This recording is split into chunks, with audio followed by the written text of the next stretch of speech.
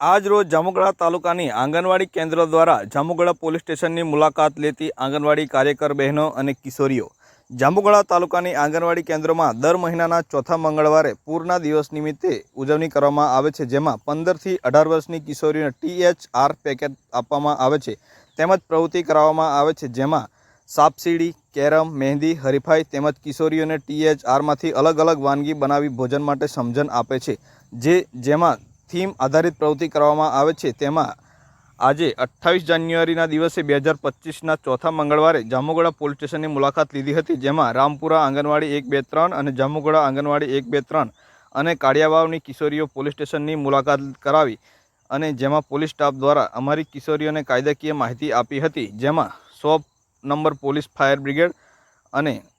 181 number મહિલા helpline, 1930 cyber crime number